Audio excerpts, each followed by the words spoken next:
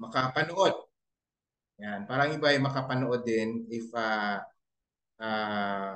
ipopost natin ito later. But of course, the benefit of ang benefit natin na tayo ay nakasali tonight is that we can interact and you can throw your questions if you have burning questions. So yun yung isang benefit, no? And yun, sikapin natin din na of course masagot natin ang lahat ng mga tanong dapat na gusto ninyong itanong. Okay, so una muna, ako muna ay magpapakilala sa lahat, sa mga hindi pa nakakilala sa akin. Ako po si Jameson Colada. Yan, hindi po artistahin yung aking apelyido. Yun, pangalan lang ho yung artistahin. Yan, so ako po yung founder and I am also the creator of the Positive Parenting Matters na page and also the YouTube channel. We also have the TikTok, pero hindi pa masyadong focus tayo sa TikTok. So I am a father of two. I would like to introduce also to you my family. So actually right now, my wife is helping me right now in remotely. Nasa Davao siya ngayon. I would like also to introduce to you and meet my family. So ako ay tatay ng dalawang malilikot, no, at uh, mga bata, no. Yung aking panganay ay si Erin at sa aking bunso naman ay si Ethan. So we are married. Eileen and I are married for 12 years already. At ako po ay mahigit na 2 dekada, no, na nasa development and humanitarian profession. So 22 years po, no, to be exact, yung aking profession. So, kaya po ang aking expertise ay more on po sa child's rights, sa mga karapatang pambata at ang child protection. So yun po yung aking forte, no, sa aking trabaho. And at least I have already engaged to 5 international non-government organizations. So currently, I am engaged or nasa organization ako na based in Germany. So hindi ko lang pwedeng sabihin o banggitin dito, no. Hindi ako nagpaalam. Okay, hindi ako nagpaalam na babanggitin. So, yan. So, we are actually from Davao City. But the situation lang namin ngayon is that medyo distant kami, no? Long distance relationship dahil ako po ay nasa Maynila ngayon dahil sa trabaho and my family is in Davao. So umuwi-uwi lang din ako normally every quarter. Right? So, yan. Yan sila po ang aking family. Okay? So mahalaga po kasi pinapakilala ko sa inyo dahil nga po yung aking mga kwento ngayon, ang aking mga experiences is ang aking mga discussion is all about our experiences din. No? Hango din ito sa mga experience na aming pinagdaanan na galing na din sa aming mga natutunan. Alright? Yon. So guys, we will proceed, no, sa usapin ng positive parenting. So ano ba yung how to positive discipline? Pag-uusapan natin yung 8 principles of effective positive parenting. Kaya lang guys, hindi natin ito pwedeng pag-usapan na dire-diretso, no? Hindi natin siya pwedeng hindi natin siya kayang pag-usapan. Okay lang ba? Nakikita niyo ba yung aking screen?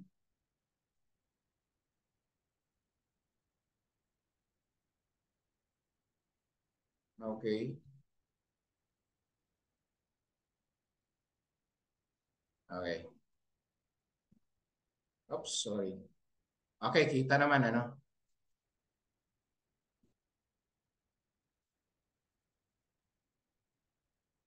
Wala nga. Medyo may mga technicalities tayo. Yun. Sige. So, simulan natin sa real talk ang pag-uusap natin. Of course, the real core of our culture, lalong-lalo na sa mga Pilipino, ay pamilya. Alam natin yan, no? Hindi natin maikaila, no? However, guys, in the Philippines right now, padami ng padami ang nagiging dysfunctional family. Ako, I've been in several and in many different places in the Philippines, all over the country. Palagi akong bumabiyahe. I meet different families, different people from the north hanggang south. Hanggang Tawi-Tawi po, no? Napupuntahan ko yung Tawi-Tawi na yan. Ang hindi ko palang napuntahan na pinakamalayo sa norte ay ang Batanes dahil mahal. Yan. So, ang ibig sabihin lang, padami lang ang ating mga naging dysfunctional families dahil sa maraming mga factors. At kailangan din nating maintindihan, no, in reality, our legacy, no, ang legacy talaga na maiiwan natin sa ating pamilya ay yung ating pamilya, no? Uh, the strength of our family, actually, that is the utmost legacy na maaari nating iiwan sa ating pamilya, no? Uh, our accountability as parents is how we raise our children, which basically ayun yung pinaka-legacy na pwede nating maiwan sa kanila. Now, guys, itong tanong. Lagi ko itong nababasa sa mga comments sa Facebook page natin. Ha? Ano talaga ang pinakamagaling at pinakamagandang henerasyon? Sige nga. Oh, sa tingin nyo, ano ang pinaka the best generation ever? Mga batang 90s ba? Batang 80s? Mga millennials? Mga Gen Z? Ano pa bang mga generation ngayon? Sa tingin nyo, ano ang pinaka the best generation ever? Oh, ang dami kong ano sabi ni Ma'am Mona Lisa, batang 90s. Ako po, batang 90s ako. Batang 90s. Yan. Oo. O iba dyan, ang iba. Yan, 90s din. Marami na tayo, 90s. Yan, no? Alam nyo, kwentong ano lang, konting kwento, di ba? Mga batang 90s, naalala nyo ba? Di ba tayong mga batang 90s, mga laking kalye? Ha? Mga laking kalye tayo, guys, no? Tayo yung mga kapanahunan natin nung tayo mga hinahabol ng mga nanay ng walis tingting. Tayo yung mga ano, yes, ma'am, batang 80s din, no? Tayo yung mga ano no, tayo yung mga generation noon na talagang laking kalye, di ba? Yung talagang maruming-marumi. Masaya tayo kapag ano, 'di ba? Masaya tayo kapag marumi. Tama? Kapag tayo nadudumihan, parang ano, parang very very fulfilling, 'di ba? Oh, very fulfilling, 'di ba? Yung pakiramdam, ang saya, 'di ba? Nung panahon na 'yon, 'di ba? Kaya ako naiintindihan ko, ang dami-dami sa atin talagang kinukumpara yung mga henerasyon natin noon at saka comparing it to the generation of today in the modern times, di ba? Ang layo-layo. Tama nga rin naman, no? Ngayon, papakita ko. Bakit ang layo? Bakit malayo? Ito nga lang, di ba? Nakita nyo ba? Tingnan nyo.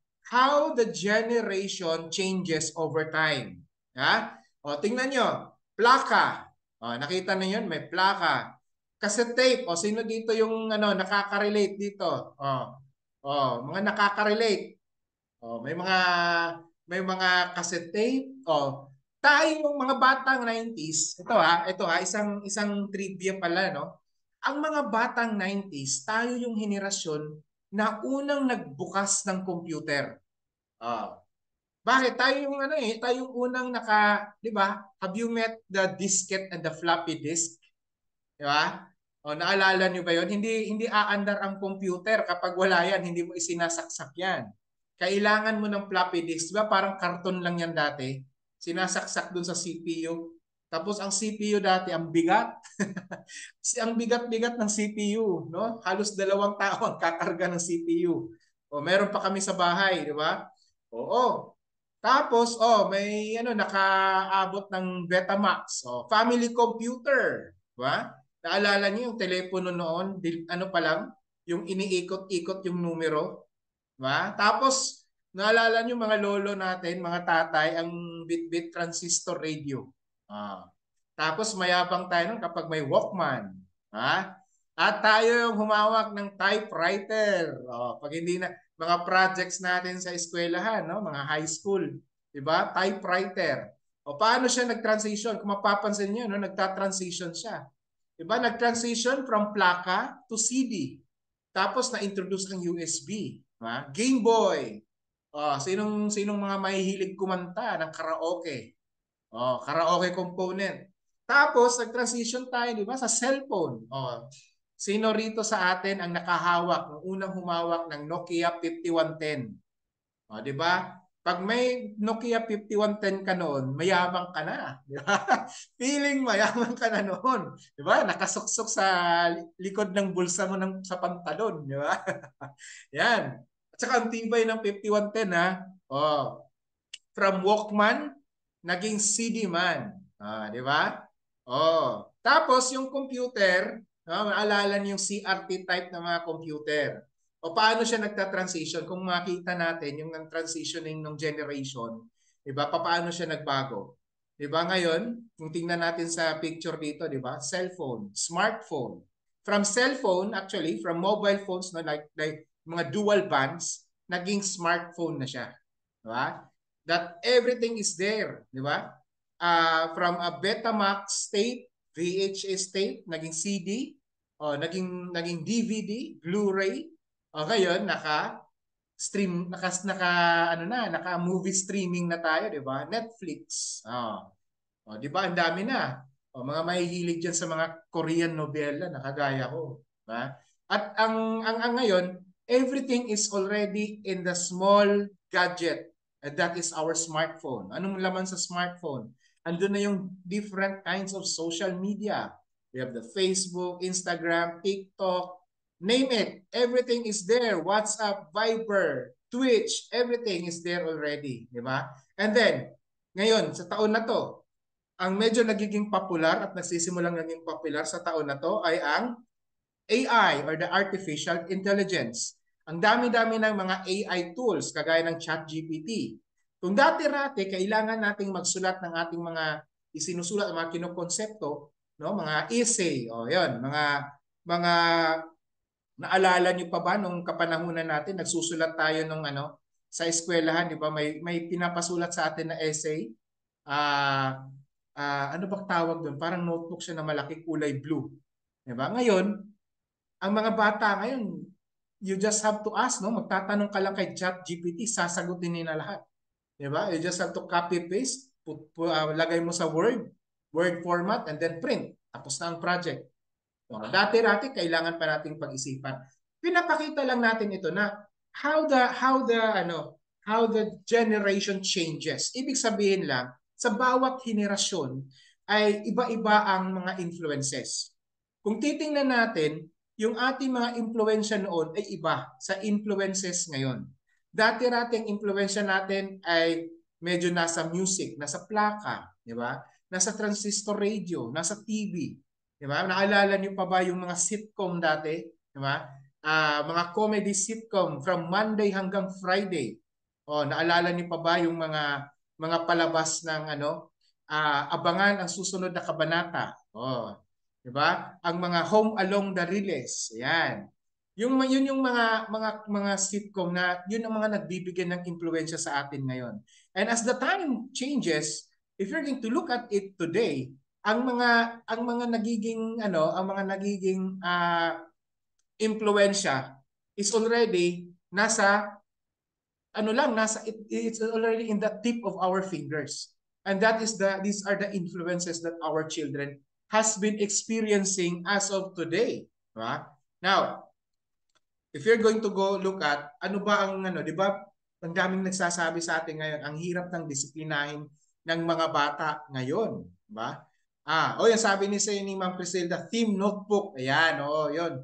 Theme notebook pala tawag doon. Naalala ko. So guys, ngayon, mahirap nga ang pagdidisiplina sa mga bata. Bakit? Ang dami-daming mga factors. Unang-una na dyan, ang mga effects on physical and humiliating punishment.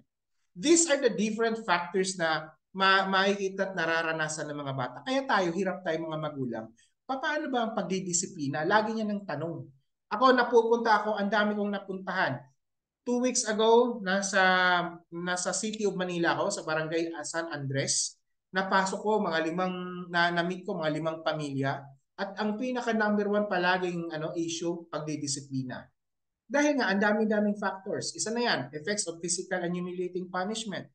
Ang epekto din ng kakulangan ng ating mga magulang when it comes to parenting, no? Family problems, ang daming mga external factors, social media influences, at effects ng mga fear-based parenting. Of course, ang dami ding mga nagsasabi dahil ito sa mga child protection laws na mga ginawa ng ating mga mambabatas.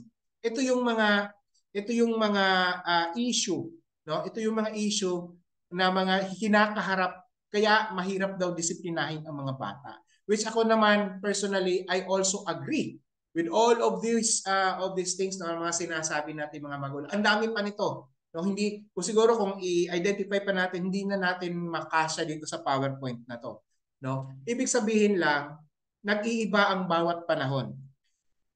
What I always encourage to all parents is that stop comparing our generation noon sa generation ngayon. Bakit? Kasi ibang-iba. Wala ka nang magagawa doon. You should not compare. We should not compare kasi nga mas lalo tayong nahihirapan. What we should do is to adapt. We need to adapt sa changes o pagbabago ng panahon. At kasabay ng pagbago ng panahon ay ang pagbabago din ng mga influences, mga factors that influences our children. That is why the behaviors of our children ay nagbabago din sa pagbabago ng panahon. Di ba? Ngayon nga, di ba? Dati-rati kung o-order ka, naalala niyo ba, pag kayo ay may gustong bilhin sa tindahan, anong ginagawa niyo? Pag gusto niyo pumutang, di ba? Kung gusto nyong bumili, kailangan mo pang maglakad. O dati-rati kapag nakakain tayo ng Jollibee, nakakain tayo ng mga fast food chain, 'di ba? Ang yabang-yabang niya, feeling mayaman na tayo. Ngayon, ano ang sitwasyon ng mga bata? Even my kids as young as 7, as young as 9, they already know how to order food via Grab, via Food Panda. Ang dami na, no? Sa pagkiklik mo pa lang, no, nakaka-order ka na. Dati-rati gusto mong bumili ng mga kahit na abubot, kahit na anong bagay, pupunta ka pa ng mall, di ba? Kami noon sa probinsya namin, pag may gusto kaming bilhin, halimbawa gusto mong bumili ng sapatos, gusto mong bumili ng damit, pupunta ka pa ng mall. Eh nung panahon namin, wala namang mall sa lugar namin, sa probinsya namin. Ako ay taga Surigao, no? Taga Surigao del Sur, ang layo-layo ng probinsya namin, no? Hindi ka nakakabili kaagad. Ngayon, anong nangyayari? Kahit as young as toddlers, may mga parents nga, di ba? Nakita nyo ba sa mga nagba-viral na video? Anak nilang maliliit, nag-o-order. Di ba? Nag-o-order sa Lazada, nag-o-order sa Shopee. Ganon ang pagbabago ng panahon. No? Na kailangan tayo mga magulang ngayon, no? Mga magulang na kagaya kong batang 90s, mga batang 80s na ngayon ay nasa siguro na kapareho ko din ng edad, no? Nasa 40s. Kailangan din nating mag-adapt. Ibig sabihin, kailangan nating sumabay doon sa pagbabago na yon, no? Huwag tayong magkumpara kasi wala na tayong magagawa doon sa past. We have to move on to the future. All right? Now, here we go. Sa pagbabago ng panahon, nagkakaroon din ng pagbabago sa mga pag-aaral. Okay? May mga pag-aaral na ginawa. Halimbawa, sa Sweden ho kasi, dati-rati sa isang engagement ko dati, isa ito sa mga pinapopularize namin. Ang tawag dito positive discipline. Wherein fact hanggang ngayon ay pinapopularize siya sa mga porpis. Baka ho may porpis po dito na nanonood, no? Pinapopularize ito dahil nga sa layon nga matuto ang mga magulang, no? Lalo na yung mga members ng 4Ps program ng positive discipline. Pinapakita ko lang ito ngayon na ito yung kanyang framework, no, when it comes to positive discipline. Kaya ako po isang trainer po nito. Nagtuturo ako sa mga magulang, nagtuturo din ako sa mga teachers for several years already. Kaya lang sa pagtakbo ng panahon, sa pagtuturo ko, isang realization ko, parang mahirap. Mahirap itong ano na to itong framework na to kasi very very academic, number one. Number two, very very broad. Halimbawa, providing warmth. Ang daming konteksto when it comes to providing warmth. Providing structure, ano ba 'yan? Ba? Ang dami-daming mga context, no? Identifying long-term goals. Ang laki ng context na 'yan na kailangan mong i-define. So, para sa akin, parang ang isang ordinaryong pamilya, kahit nga ako, hirap din ako paano siya intindihin. At hirap din ako mismo kahit paano siya ipaliwanag, no? Sa isang common nga pamilya, medyo mahirap siyang ipaliwanag. Kaya ako ay nagpapasalamat, okay? Ako ay nagpapasalamat na eto, Guys, introduce ko ngayon, no? The 8 secret principles of effective positive parenting. Ito ho kasi, konting kwento lang, no? Nung pandemya, nung panahon ng pandemic, di ba wala tayong nagagawa, nandun lang tayo sa bahay, nakakulong. Ah, isa pong author, no, ay nag-introduce po nito, no, sa isang libro. Pangalan po niya si Dr. Peter Tanchi at ang kanyang asawa si Ma'am Diona Tanchi. So mag-asawa po sila. Basically sila po ay isang mga minister, isa po silang pastor sa isang church, no, dito sa Pilipinas. At ito nga ho, itong na-discover ko po at kami pong mag-asawa ay sumali, no, sa isang grupo na kung saan na layon ay learning, no, we are trying to learn all these secret principles kasi gusto nga naming matuto. And we were able to discover these 8 secret principles and we were able to apply these things, these principles sa aming mga anak. At nung in-apply namin ito, no, ang laki ng pagbabago. Pagbabago namin sa aming pananaw, bilang mga magulang at mag-asawa, at mismo din ang mga pananaw din ng aming mga anak ay nagbago din. No, ito panahon ng pandemya at ito ay tuloy-tuloy hanggang sa ngayon. Kaya naisip ko ay i-share ito sa mga magulang. Kasi okay lang kami nakakapag-access nung panahon na yun, no? Pero sabi ko nga gusto kong i-share. Kasi sa mga Pilipino kasi ngayon, medyo madalang lang ka lang makita ng mga tao na gustong magbasa ng libro na to. Kaya gusto ko in this training session that we will be doing in the next 4 days or 4 nights, gusto kong i-recognize itong libro na to kasi ito yung gagamitin natin, ay i-explain ko sa inyo base din sa aking karanasan, sa karanasan namin mag-asawa, paano natin ito ginawa. So, the 8 principles is in the acronym of MOTIVATE. Ano lang yan? You just have to remember the acronym of MOTIVATE. Ano ba yung MOTIVATE? M is for modeling, O is for open communication, T is for time, I, intimacy, V, vision, A is for affirmation, then T, teaching and training, and E is interest. Now, siguro baka maiba sa inyo, nakakita na ng aking video about this sa YouTube. Meron ako mahabang, siguro mga around 8-minute videos about this. But tonight, medyo may pagkakataon tayo to interact and I can explain it thoroughly more to you. Kasi pag nasa YouTube, may ano rin yan eh, may mga limitations, no? So for tonight, I can explain. Kaya lang sabi ko, hindi natin kayang gawin ito in 2 hours, kahit in 4 hours tonight. Kaya ang ginawa natin series. So 2 principles per night ang pag-uusapan natin, no?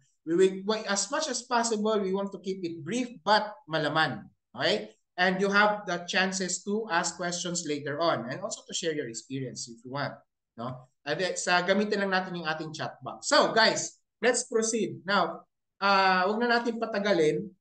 Una natin pag-usapan ang unang principle which is the principle of modeling. Okay? Modeling. Ano bang ibig sabihin ng modeling? Ang ating pakatandaan, no? Our children copy us. Ginagaya tayo ng ating mga anak. Okay? Yan yung lagi nating tandaan. The first principle is modeling. Guys, bago naalala ko lang, kaya natin pag-uusapan ng 8 principles na to, if you want to learn how to discipline our children, let's go through the 8 principles, no? Para hindi tayo magtatanong, kailangan bang paluin, kailangan bang sigawan, kailangan ba nating insultuhin yung anak natin, kailangan bang sampalin ang anak natin, no? Para ba madisiplina? Ano ba ang tama? Now, guys, let's allow ourselves to journey the 8 principles for 4 nights. At I assure you, at the end of the by Saturday, at least baka may mabago sa pagtingin ninyo at inyong mga perspective. Okay? Kaya the first journey, let's start in the principle of modeling. Baka may magtanong, bakit hindi steps? Bakit principle? Klaruhin lang natin we call it principle kasi nga iba-iba ang konteksto ng bawat pamilya. Okay? It is never absolute kasi iba-iba ang context. May pamilyang single parent, may pamilyang kumpleto, may pamilyang yung tatay ay kakaiba ang behavior kaysa kay nanay, o may iba naman May iba naman kasi, tawag dito, mga nasa LGBT, di ba? Both male and male are ano sila, parenting sila. O iba naman, female to female, nagpa-parenting sila. Kaya everything is hindi siya absolute, no? Principle siya. Kasi nga, it will integrate or it will mainstream to the current condition or situation of every family or every parent. Okay? Just to clarify lang. Okay? So, simulan natin, children copy us.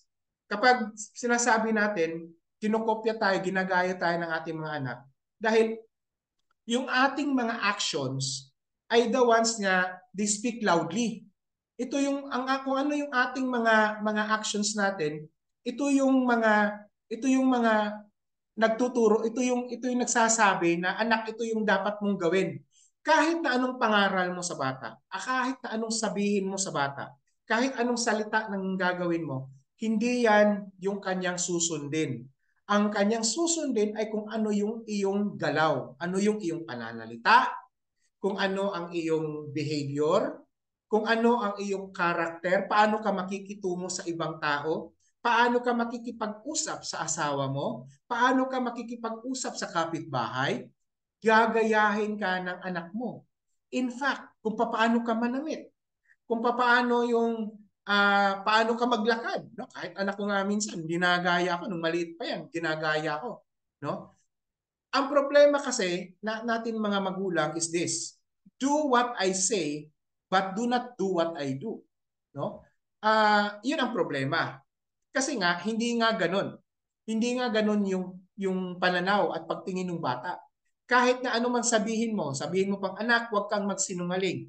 Anak, magpakabait ka. Anak, magbigay ka ng respeto. Ang nakikita niya sa tatay niya ay iba. Nakikita niya sa kanyang nanay ay iba. Ha? Anak, huwag kang manigarilyo. Ikaw, nagsisigarilyo ka. Gagayahin ka ng anak mo. Kahit na sabihin mo pa yan na nakakasama, nakaka-cancer yan, hindi. Gagayahin ka ng anak mo kasi nga yan ang ginagawa mo. No? That is modeling. Na? Now, sabi nga ni James Arthur Baldwin, isang author, sabi nga niya, children have never been very good at listening to their elders, but they have never failed to imitate them. Kung sa Tagalog, hindi minsan sumablay ang mga bata ay sumasablay sa pakikinig sa kung anong sinasabi ng kanyang mga magulang. Pero ni minsan hindi sila sumasablay sa paggaya kung anong ginagawa ng kanilang mga magulang. Yun ang sinasabi lang ng author na to na si James Arthur Baldwin. Right? Now, let's go. Now, what do you mean by modeling? Pag sinasabi nating modeling, guys, this is all about lifestyle teaching. Ano ba yung lifestyle teaching? Paano mo pinapakita yung iyong buhay, no? Paano ka nakikipag-usap? Paano yung iyong behavior?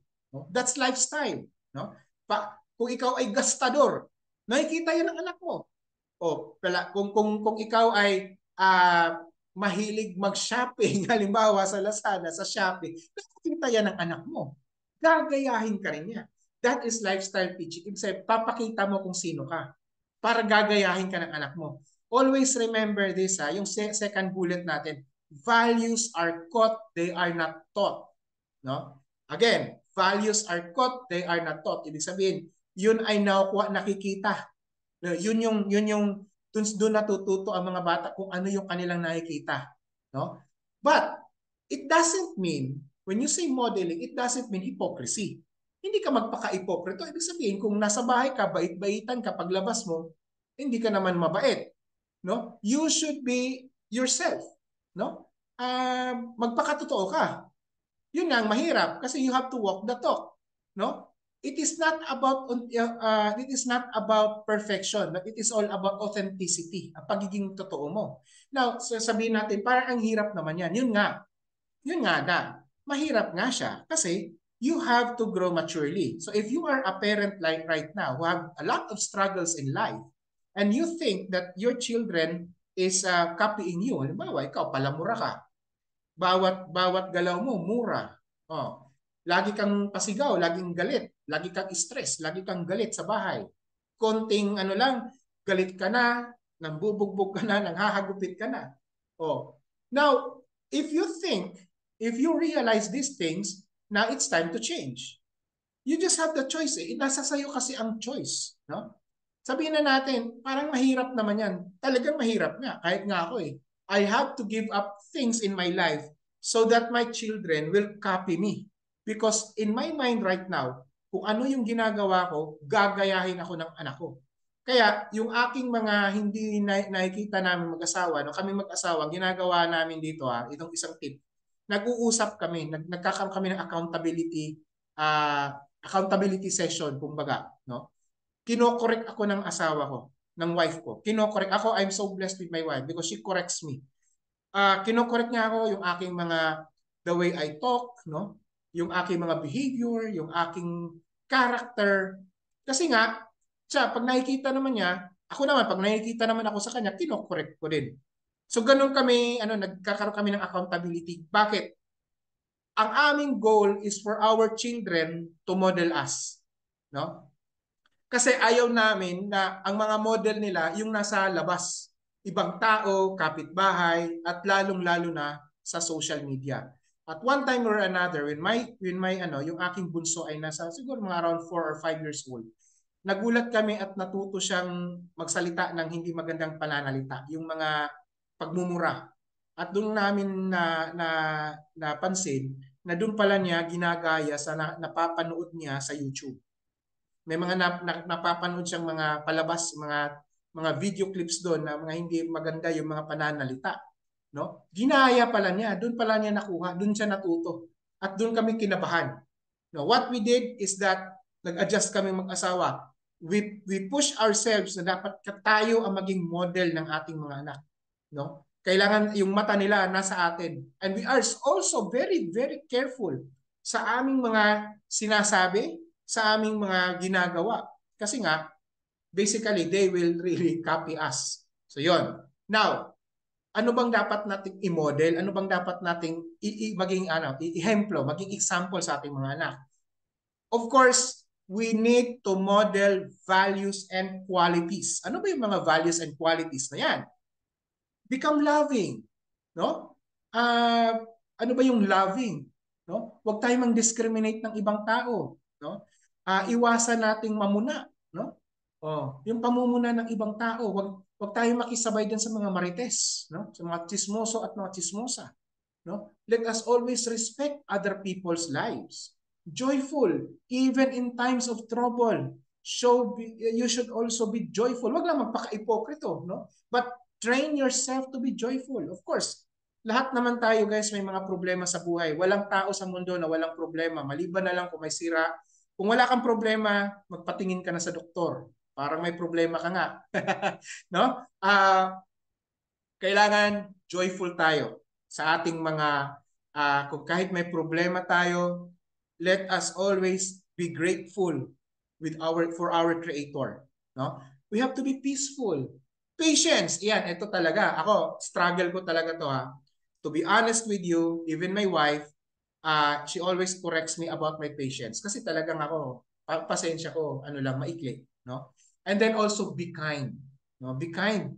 Not just to other people, but be kind to your children. No? Be a kind parent. Be kind to your wife. Be kind to your husband.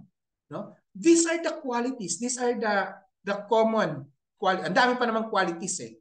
No? Pero ito yung pinaka most common that I believe that we can start building in our lives in order for us to become a good model sa ating mga anak. Now, tanong, kailangan ito yung mga tanong na pwedeng mag-guide sa atin. How do you respond to love? No?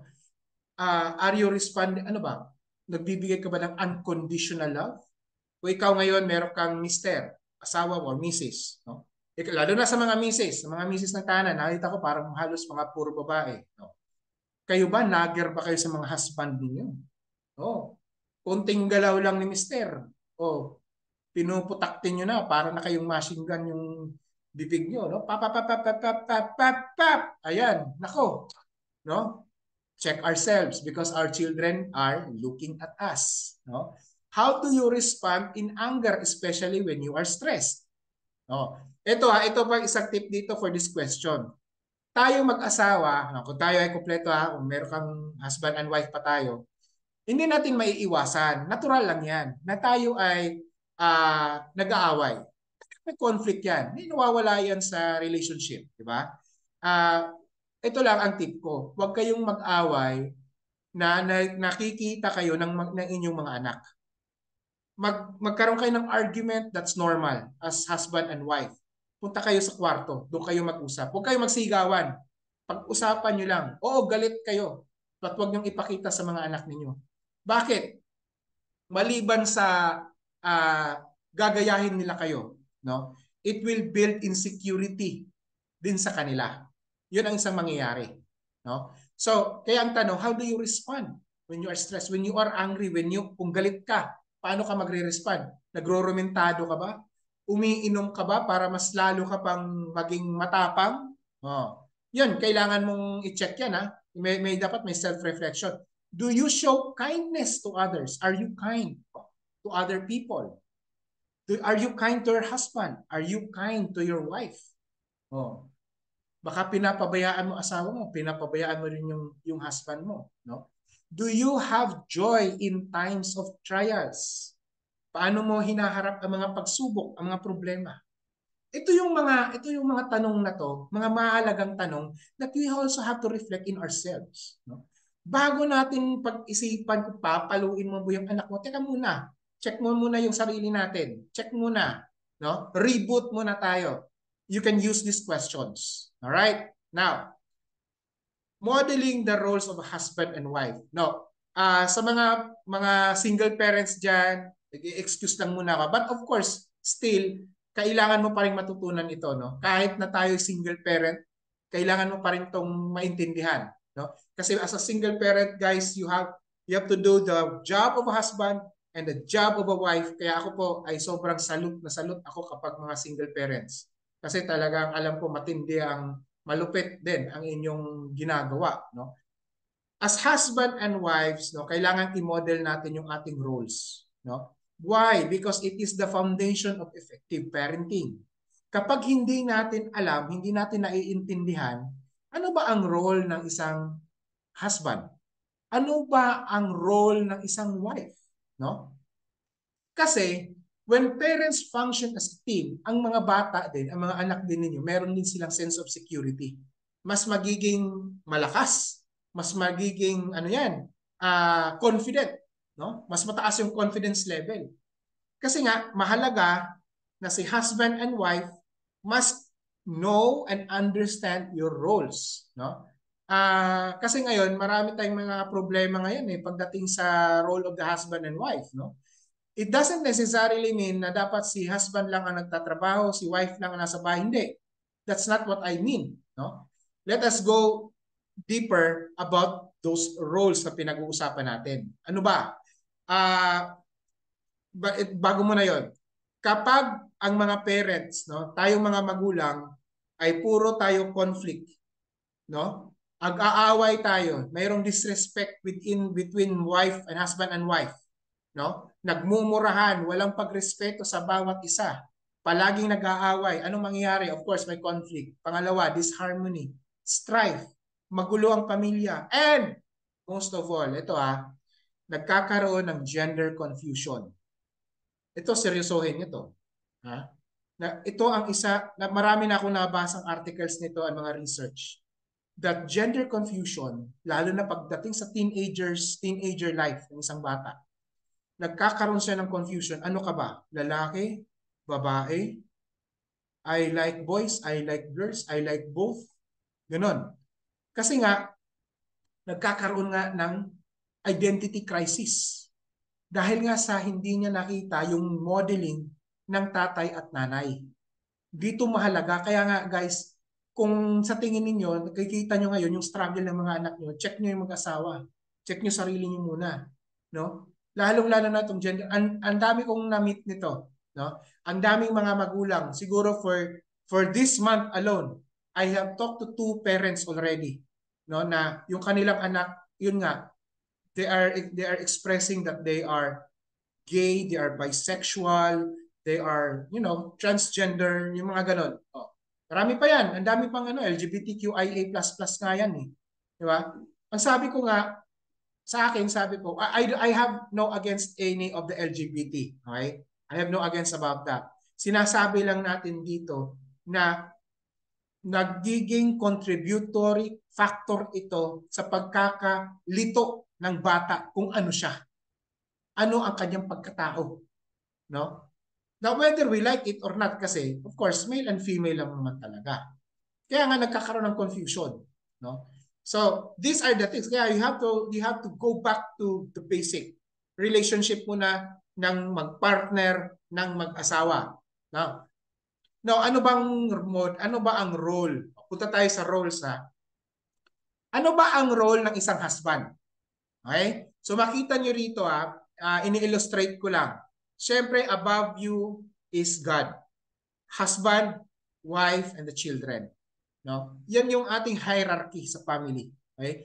Husbands, no? May mga mister ba dito nakasali? May mga tatay ba? No. May mga tatay ba? O yun, mga tatay. Ang mga tatay, remember, we are the leader of our home. Okay? Ayun, si Sir. Hello, Sir. Yun. Nako, palakpakan po natin Palakpakan po natin si Sir. Alam niyo ho, bakit? Sa mga ganitong seminar ko kasi, sa totoo lang, sa tagal ko nang ginagawa ito, ang laging uma-attend ho talaga, mga nanay. Napansin niyo ba? Pag mga ganitong usapin, ang mga tatay, hindi talaga yan nag-a-attend. No? Kung meron man talagang mabibilang mo lang sa daliri. Ang tagal ko nang gumagawa ng ganito sa mga face-to-face. Pero sa mga ganito, madala. Kaya palakpakan natin yung ating mga tatay na dumadalo. No? Dumadalo sa ating ganitong pag-uusap. No? So, balik tayo. Husbands, we should be the leader. Ano bang leader? Leader. Kailangan hindi lang tayo provider, no? We should not only provide for the needs of our family, food, money, hindi lang. Pag leader ka, ang leaders ay nag-iimpluwensya, nagtuturo ng values. According to the Bible, sabi nga sa Bible, di ba, na even when you sit and when you stand, dapat itinuturo mo itong mga batas na to, mga law na to sa mga anak mo, no? Yun ang sinasabi ng Bible, no? Yun ito ko, palakpakan ho natin si Ma'am Rosaline. Ang husband din niya, no, kasama din niya ngayon. Yan. Magkasama sila ngayon, ma'am. Congratulations po for bringing your husband with you. Yan. So, yun. Alam niyo, nakakatuwa ho talaga pag gano'n, no? Kasi ako din, namimiss ko rin yung asawa ko. Pag may mga training ho kasi talaga, kami nag-a-attend din mag-asawa, no? Yun, balik tayo. Husbands, you should be a leader. We should stand our ground to be a leader. Kailangan yung doon tayo nagtuturo ng mga prinsipyo. No? The principles in life, dapat manggagaling yun sa ating mga tatay. No? Kasi nga, pag tayo, yung mga principle natin, no? Yung ating naituturo, mas malaking mas malaki ang impact sa totoo lang. Ako ito, experience ko to sa mga anak ko. Kapag yung mga anak ko, kapag kausap ko sila, alam mo, may mga magic moments kami ng anak ko. Na talagang intentional, hindi talaga patsamba-tsamba, intentional kung itinuturo sa kanila yung aking mga principles, no? Principles that I always believe that these are the right things. About truth, about respect, about obedience, yun. Ang pagsunod ng batas, sa lipunan, napakamahalaga ang pagsunod sa batas. Ang pagsunod sa mga authority ng ating gobyerno, napakahalaga. Yun yung mga prinsipyo na itinuturo ko sa kanila. And it really impacts their lives. You know what? Pagdating sa school, talagang sumusunod sa kung ano ang patakaran ng classroom, sa kanang paaralan. No? Kaya napakahalaga tayo mga husband, let us stand as a leader. No? When it comes to decision making, no, mahalaga ang ating stand when it comes to decision making. Kaya nga, mahalaga tayong mga husband, saan yung stand or grounds natin when it comes to our principles, knowledge, wisdom. Kaya nga, kung makita nyo dito sa ating illustration, no, yung payong na yan, mahalaga tayo mga husbands, we should submit ourselves always to God. Whatever faith you have right now, whatever faith you have right now, no? You have to submit yourself to God, to your creator. Bakit? Siya ang nag-imbento ng pamilya. Siya ang nag-imbento ng kasal. Siya ang nag-imbento ng pag-ibig. Kaya kailangan tayo, husbands, we have to be connected, stay connected with our creator. Alam mo bakit din? Tayong mga husband ang target palagi ng mga tukso. Tayo ang target ng tukso when it comes to sex, sexuality. Yung mga tukso na yan, ang husbands ang laging target. Bakit? Because the devil wants to destroy the family. Basically, that's the principle. No? Kaya tayo husbands, we have to be strong with our faith. No? Hindi lang hanggang simba-simba lang, hindi, kahit pagdadasal. Yan. Oo. No? Now, pangalawa na role natin as husbands, love your wife unconditionally. Ang emphasis niya na unconditional. Walang kondisyon, no? Walang kondisyon. Mahalin mo yung asawa mo. Alam niyo, ito yung isang natutunan namin mag-asawa. Every time pala, kapag tinatanong ako ng wife ko, ba't mo ko mahal? Alam niyo guys, ang natutunan ko diyan, never say to your wife or even to your husband, I love you because. Huwag niyo tanggalin niyo yung because. I love you, period. Yan. Bakit? Huwag mong bigyan ng condition. I love you because you are beautiful. I love you because you are sexy. Paano kung madisgrasya yung asawa mo? Masira yung mukha. Hindi na siya beautiful. Mamahalin mo pa rin ba? What if kung biglang tumaba yung asawa mo? Nagkaroon ng PCOS. Biglang tumaba. Di ba? PCOS, hormonal problem yan sa mga babae. Tumaba. Hindi mo na mahal? Nagkakaroon ng insecurity, feeling of insecurity ang ating mga misis kapag may ganun din si Mister. I love you because you are macho, you are intelligent. Paano kung mawala na yan? Paano kung mawala kagwapuhan ni Mister? Ako naman, yun ako gwapo, okay lang. Yeah. So, love your wife, no? Husbands, love your wife unconditionally. No? Walang kondisyon. I love you, period. No? When you say love then to your wife, you also have to respect your wife. Huwag mong saktan yung asawa mo. Pangalawa, huwag kang mag-commit ng infidelity. Huwag kang sumakabilang bahay. Alam nyo, ito yung isang napakasakit isipin. Tumataas ang kaso ng pamilya na nasisira dahil sumakabilang bahay si Mister. Naiiwan ang mga anak. What happened is that children are in trouble. Children are doing bad things. May mga nakilala ako, mga bata, mga children in conflict of the law, no? Baka may mga PNP dito, no? Siguro makaka-relate kayo. May mga bata akong nakausap, no? When I was in Davao City, siguro during the pandemic, yung medyo patapos na yung pandemic, 2022. Yeah, 2022. May nakausap ako mga bata na nasa DSWD kasi nga they committed crimes. As in crimes, as in nakapatay. So, tinanong ko sila, nagkaroon ng parang session with a social worker. At doon ko na-discover, no? Yung mga batang ito, pinabayaan sila ng kanilang mga tatay. No? That is the third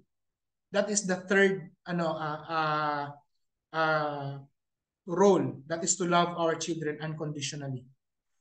Huwag lang tayo hanggang provision. Huwag lang tayo magbibigay ng baon, magbibigay ng pera, pagbibigay ng pagkain sa bahay, damit, etc. Hindi. Kailangan ng mga bata yung ating unconditional love, affirmation, physical affection. No? And husbands, this is my tip. Alamin mo kung ano ang love language ng anak mo. Yan. Hindi nyo ba alam? May love language. No? Bawat isa sa atin, meron tayong tinatawag na love language. Okay? Kapag sinasabi natin love language, meron yung bawat isa, meron tayong pamamaraan kung saan we feel that we are being loved if somebody is doing this one. Hindi siya talaga verbal na pag sinabing I love you, yun na. May iba, they feel I love when they're being said na pag sinasabihan silang I love you kasi yun ang kanilang love language. May iba hindi. No? Physical touch ang iba. Ang iba naman time. Ang iba naman acts of service. No? So, kailangan alamin mo yung iyong love language. So, kung hindi pa nakakaalam, punta tayo sa ating YouTube channel. Meron tayong videos about the love language. So, meron tayong video doon paano inaalam ang love language. Okay? So these are the 3 important roles of the husbands. Punta tayo sa mga asawa. Mga wife naman. Okay? Mga wife, pakinig. There are 2 important roles of you as a wife. Una, be a respectful helpmate to your husband. No, hindi helper ha. Hindi ka katulong. Hindi ka sambahay ha. Helpmate, katuwang. Ikaw yung babalanse kay mister. Be respectful. Ano ba ibig sabihin kapag katuwang ka? No? Hindi paggising pa lang ng umaga o binabanatan mo na si mister. Kapag araw ng sweldo, inaaway mo si mister kapag hindi agad nagre-remit ng kanyang kita. No? Huwag ganon. No? You have to be respectful. Okay? Pag-uusap. Become a helpmate. No? Support your husband. Ipakita niyo yan. Nagsusuportahan kayo. Ako, I am really blessed with my wife. You know what? Other than, supporting roles, no? Kasi, syempre, nag-usap naman kami. Siya yung magfo-focus talaga sa mga anak namin. Pinag-usapan namin yun. Meron kami talagang strategic plan. Sa totoo lang. No? In fact, we even determine our strengths and weaknesses. Kaming dalawa. No? Kahit nga sa paghawak ng kapirahan, ito paghawak ng kapirahan, alam ko siya yung magaling doon. Kaya lahat ng kita ko, nasa kanya. Siya yung nagbabudget. Magaling siya doon eh. So, siya yung nagbabudget lahat. Bumabalik lang sa akin ang aking allowance. So, yun nga lang. Kahit nag-inflation, ganun pa rin yung allowance ko. No? My wife is also with us right now. No? Yun. Ito. Isang napakahalaga guys bilang husband and wife. Bilang asawa, bilang wife is to pray for your husband. Huwag lang sa time na magsisimba ka. Hindi. Na pagdadasal mo na nagsisindi ka pa ng kandila. Huwag lang yun. Every day pray for your husband. I am so blessed with my wife because my wife is that she prays for me every day. Ano ang prayer palagi ng asawa ko? Is to protect me. Hindi lang protection during my travel, protection, safety sa akin during, alam niyo na, ako kasi I travel a lot every month. Nagta-travel ako anywhere, even local or international travel. Hindi lang yon. Ang pinakamahalagang prayer ng asawa ko is to protect me from temptation. Protektahan ako sa tukso. Kasi bakit?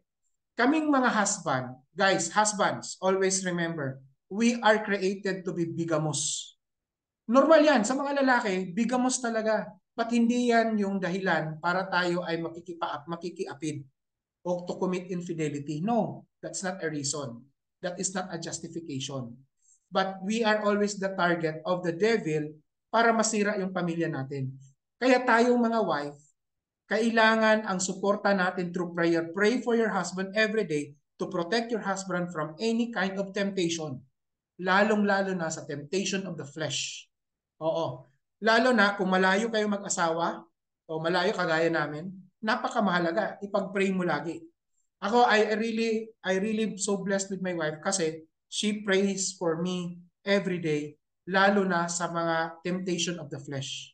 Oo. Kahinaan ko din yun. Itinatanggap ko yun. Kahinaan ko yun. Walang lalaking magaling kapag pagdating sa temptation of the flesh na yan. Walang lalaking magaling kasi nga we are created to be bigamous. No, it's the Bible. Halata naman, klaro naman yan sa Bible. No? Pangalawa, mahalagang role ng isang misis, submit to your husband. Ito na naman. May issue tayo dyan. Kasi, di ba, pinopromote women empowerment. Hindi ibig sabihin na women empowerment, aanderin mo yung mister mo. Hindi ibig sabihin yun. No? When we say women empowered, it's all about equality when it comes to benefits, opportunities, etc. Rights, of course. No? That's the meaning of empowerment. Hindi ibig sabihin ng women empowerment ay yung si Mrs. na ang nagsusut-sut na doon sa husband. Isang ano lang, o ganun lang, isang sut-sut lang, gusto na niya si husband, sunod agad. Hindi ganun. No? Wife, submit to your husband. Our role, of course, is to comfort our husband, to nurture our children, to teach our children as well. No? And to submit. Kung merong mga desisyon na kailangan mong isang guni ang final decision sa husband. No? Huwag tayong pangunahan kahit ikaw yung asawa, ikaw yung misis, ikaw nagtatrabaho. No? May mga ganong setup, di ba? Si misis ang nagtatrabaho, si husband ang nasa bahay, nag-aalaga sa pamilya. Kahit ganon, hindi yun yung basihan. Wives, you are created to be the helpmate to submit to your husband. That is very clear in the Bible. Teka, bakit pala Bible binabalikan ko? Kasi yun yung operations manual when it comes to family and welfare. Walang tatalo niya kasi very clear naman eh. Doon yun naman talaga ang guide natin when it comes to family. Family management, family development, family welfare, everything is in the Bible. Kahit na sabihin mong sa ganitong author, hindi, Bible pa rin kasi bakit? Si God kasi ang si God kasi ang may authority niyan, siya kasi ang nag-invento niyan, siya kasi ang author, no? Kaya lagi kong binabanggit, pasensya na sa mga hindi naniniwala, but that is actually the reality, right? Now, so yun, no? Submit. No? Submit to your husband. Of course, tayo naman mga husband, as our wives, they're submitting to us. Kung meron tayong desisyon, no? You have to consort with each other. Ako, ganito ginagawa namin ng asawa ko. Kapag may, which is ako, kahinaan ko to Sa totoo lang, kahinaan ko. Kasi meron akong patriarchal perspective din eh. Meron akong patriarchal mindset eh. Ito yung kahinaan ko. But in many times, pag meron kaming desisyon mag-asawa, palagi kaming nagkukonsultahan. Pag yung asawa ko may kailangang bilhin, kinukonsulta niya ako. Pag merong desisyon akong kailangan, nag-uusap kami, ano ang tamang desisyon. You know what, tayo husbands, pakinig, we have things in mind, no, na gusto nating gawin, but by the time we ask our wife, no, mayroon laging wisdom ang asawa natin for us husbands to be able to come up with the best decision. Lagi yan nangyayari sa amin mag-asawa. Ang mga asawa kasi natin, mga misis natin, meron talagang ginawang wisdom si God at the back of their brain that really helps us husbands to come up with a good and best decision. Meron yan. Kaya kung tayo may gagawing desisyon, isang learning ko, ask our wives. Because they will really give us advice. No?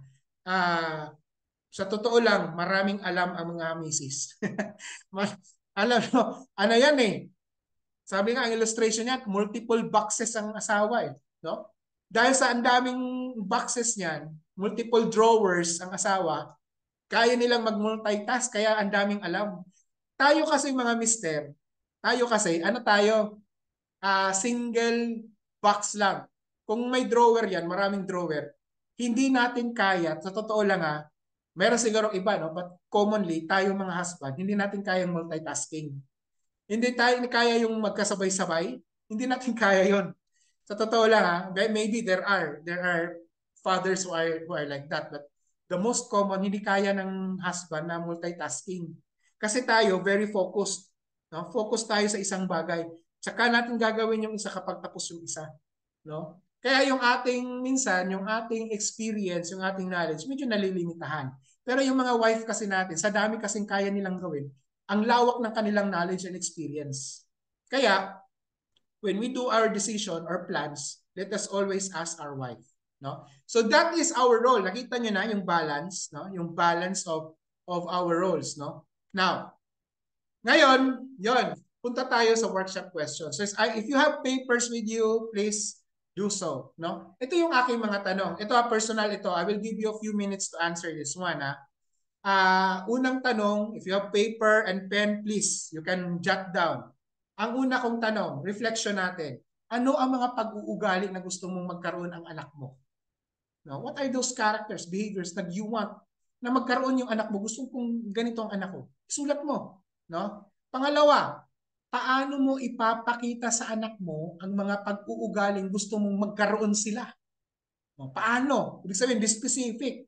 paano mo ipapakita sa anak mo ngayon?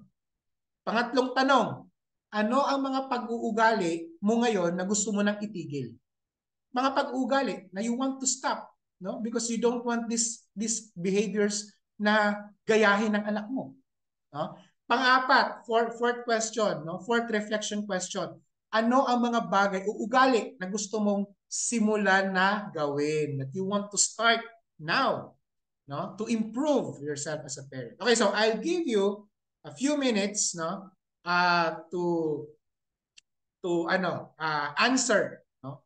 To answer these questions. Okay? Kung meron kang mga papel diyan or ano, please you can pwede mong isulat. Pwede mong isulat. So I will give you siguro mga 3 minutes. Sige, 3 minutes. Okay, para iniinom din ako ng tubig. Okay.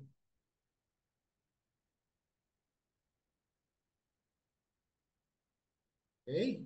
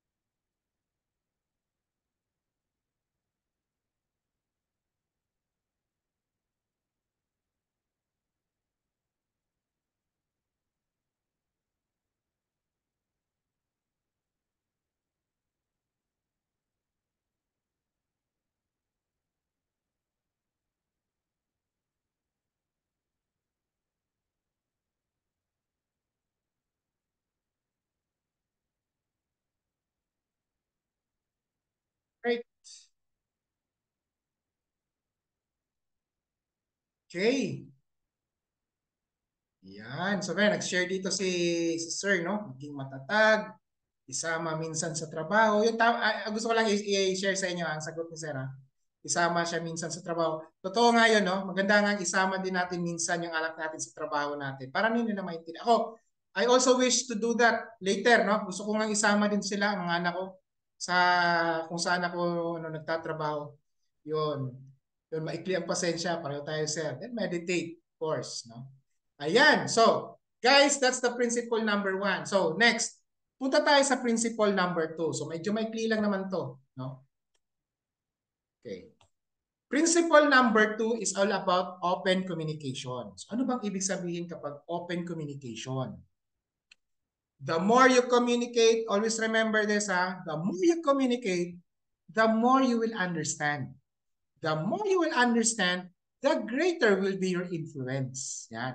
The keyword there, ang pinakamahalagang kailangan matandaan natin is yung influence. Dapat guys, tayo ang influence ng ating mga anak. Hindi ang kapitbahay, hindi yung tito, no? Hindi yung tropa or barkada, hindi yung teacher, kung hindi tayo, tatay or nanay ka man. Tayo dapat. Yun yung ating goal. Okay? That is why principle number 2, open communication is super, super important. No? Kanina, modeling. Ngayon naman, kukonect na tayo sa open communication. Okay?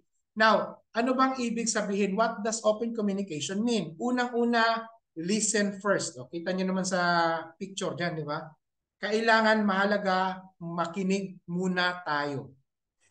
Listen more, talk less. Kasi tayo, mga parents, what we used to do is that mahilig tayo dun sa tayo yung gusto natin yung tayo yung nagsasalita.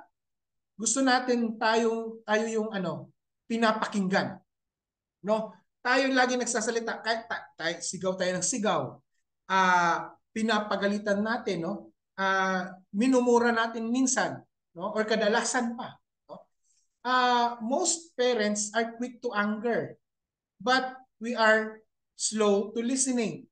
No? Quick to anger, quick to speak, pero mahina tayo sa pakikinig. Stop na natin, hinto na natin yung puro tayo lecture, puro tayo correction. May sasabihin na naman, may magsasabi. Kaya nga i-correct nga natin eh. Papaano, ito naman ang sagot ko, papaano mga i-correct kung hindi mo naman pinapakinggan? No? Listen first. Kasi kapag pinapakinggan mo yung anak mo, matutunan mo at malalaman mo ngayon kung saan pa nang gagaling ang problema nito. Bakit ganito yung kanyang pag-uugali? Bakit ganito yung kanyang behavior? Bakit ganito yung kanyang pananaw? Bakit ganito? Lahat ng bakit mo masasagot. Kapag nakikinig ka at gets mo na, kuha mo. At ang hugot, saan mang hugot nito? Ngayon guys, makakadiskarte ka. Ang ano mo doon, ang tip doon, ang trick kasi doon, diskarte. Kaya pala kasi ito yung pagtingin niya. Ngayon, ikaw na nakikinig ka, yung iniintindi mo muna, medyo makakadiskarte ka. Anong diskarte mo ngayon para pangaralan mo ng maayos? O, papaluin mo ba o kakausapin mo lang? O kung bigla mo namang pinalo, yun naman pala, may explanation pala yung bata. Di ba? You missed the opportunity. Now, what we are trying to say here is that understand first the situation. What is the context? Ano ang hugot? Pag nakuha mo na, kalma lang. Kalma lang muna. Isip ka ng diskarte. Pag planuhan mo, intentional, planuhan mo. Pag meron ka na, okay, sige, simulan mo nang implement ang plano mo para maitama mo yung pagkakamali ng anak mo. Ayun. Doon tayo, di ba? So ito yung mga mahalagang punto pagdating sa open communication. Okay? Now, next. Always remember this, itong sinasabi palagi pala, no? There is no such thing as generation gap. Hindi totoo ang generation gap.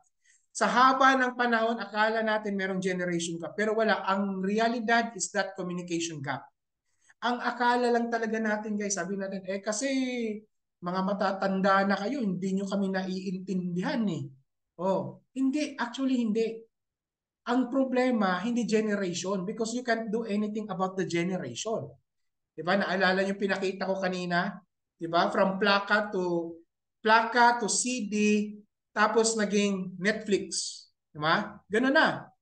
Wala kang magagawa doon eh. Ganun talaga eh. Nagbabago talaga ang henerasyon eh. Pero yung communication, hindi nagbabago. No? Probably, the terminologies, probably, kasi ngayon, di ba, meron ng mga MA, di ba? Meron ng, ano pa bang mga terminologies ngayon ng mga bata. But the important thing is that there is a communication. Now, as I've said, communication should be more of listening. Ha? 8 ways. Ito tayo. Ano yung mga 8 ways, 8 pamamaraan para tayo maka-encourage ng open communication sa pamilya? sa ating mga anak. Okay, number 1, get your pen and paper, no? It may help you. Number 1, be always available kung gusto at kailangan ka kausapin ng anak mo. Yan. Always be available. This is very tricky. Halimbawa, what if nasa work from home ako, ang anak ko lumalapit sa akin, gusto akong makipaglaro, gusto akong kausapin, ano ang gagawin ko? Now, pareho tayo ng struggle before, lalo na nung panahon ng pandemic kasi naka-work from home ako, no? Araw-araw nakaharap ako sa computer, palaging mayroon akong Zoom meeting. Yan. O, kung hindi Microsoft Teams, Zoom. Di ba? Anong ginagawa ko? Ito natutunan ko lang din. I always make nag-i-excuse ako sa meeting for a while. O, for a few minutes, 1 minute, 2 minutes, para lang kausapin ang anak ko. That is an acceptable ethics this time. No? Lalo na kapag naka-work from home ka. Acceptable ethics na rin yan. No?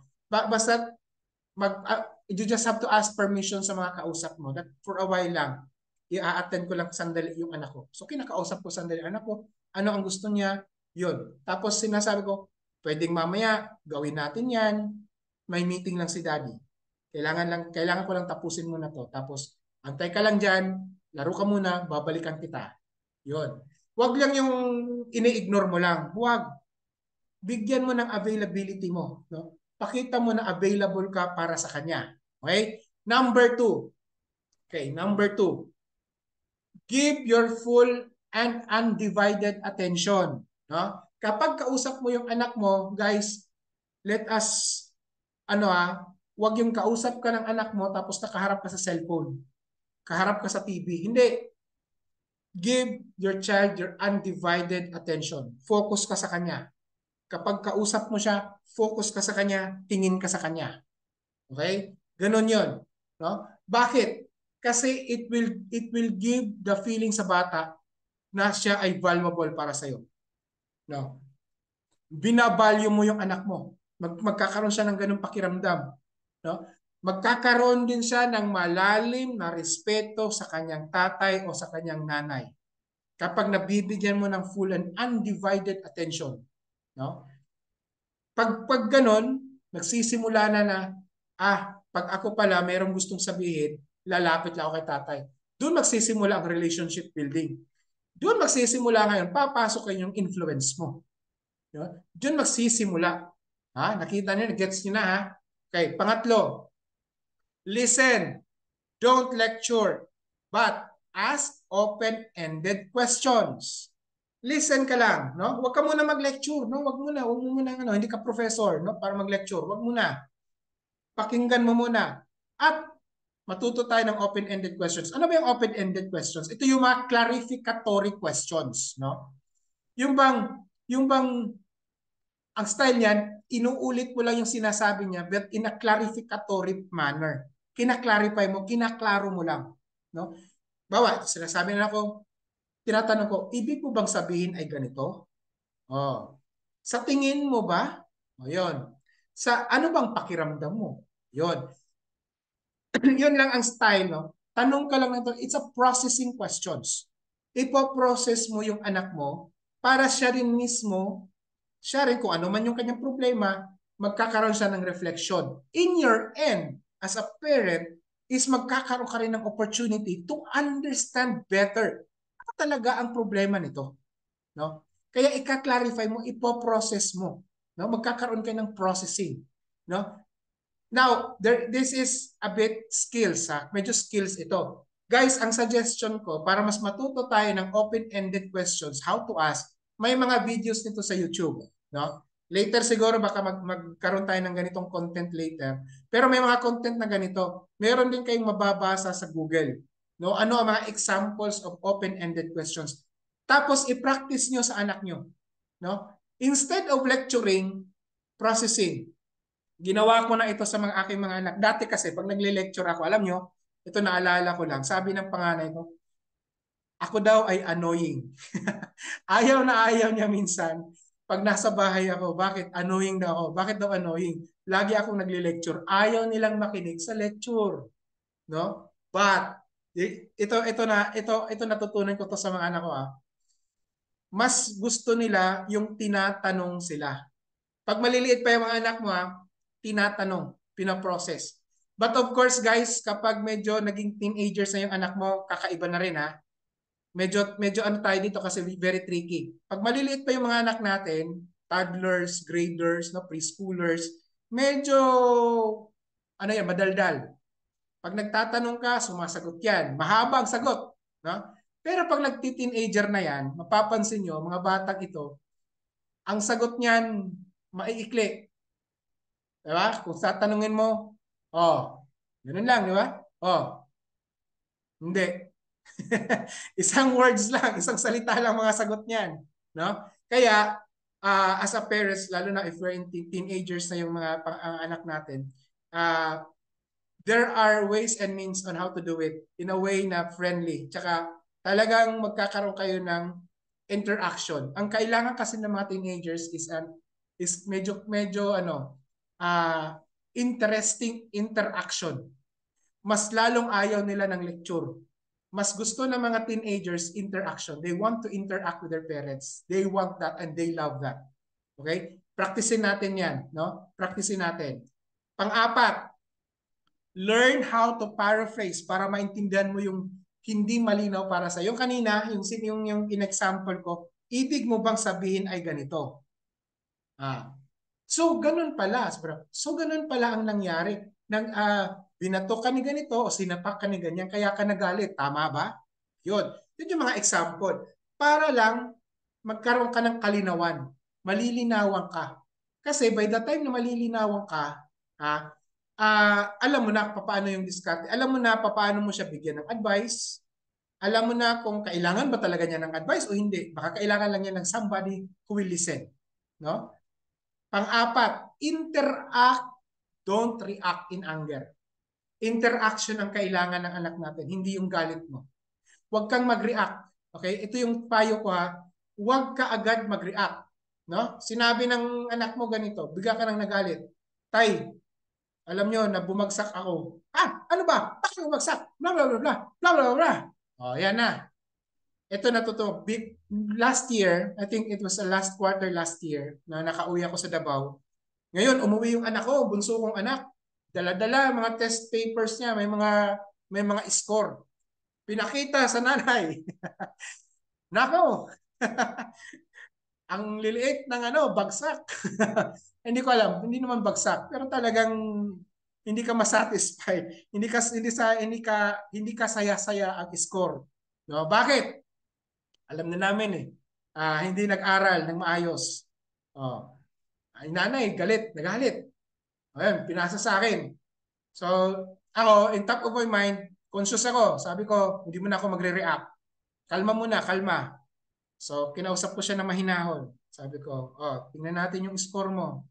Sabi ko, saan ka nahirapan? Sabi niya, ito dad, nahirap ako sa ganito. Sabi ko, talagang mahirap niya naman talaga ang math. Sabi ko sa kanya. Pero ako sa totoo lang, galit na ako. Galit na ako. Kasi alam ko, sinasabihan ng mag-aral, ayaw mag-aral, laging naglalaro. Either nanonood ng Netflix, YouTube, o kaya naman naglalaro dun sa labas. No? Umuwi, gabi na.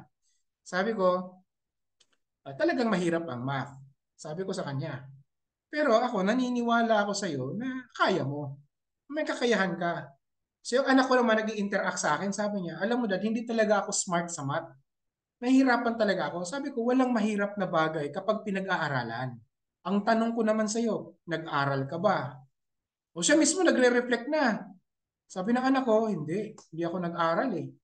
O dahil hindi ka nag-aral, anong nakita mo ngayon? O, anong nakita mo? Sabi niya, maliit yung score ko. Sabi ko, masaya ka ba sa nakita mo? O ikaw, masaya ka? Sabi niya, hindi daw siya masaya. Proud ka ba? Sabi niya, hindi. O, ngayon, paano ka ngayon mag-i-improve? Yun. So, nag-i-interact na kami ha. Paano ka ngayon mag-i-improve? Sa tingin mo, anong kaya mong gawin? Sabi niya, ganito. O, ano mga kailangan mong improve? Sabi niya, sige, pag-uwi ko na bukas, pag-uwi ko, aral agad. Sige, mag-aaral ka kaagad pag-uwi. Ano pa? So yun, nagsiset na kami ng rules. Pumapasok na kami sa paggawa ng rules, which is, we will discuss that one if you will stay until Saturday. Tuturuan ko kayo paano yan. Nag-set na kami ng rules ng anak ko. O yan. Yung ate naman, dumating din. Nako, ganun din. Very frustrating din ang score sa exams. Nako, sabi ko, wala to. Kalma na naman. So ganun din ang ginawa ko. Nag-i-interact kami.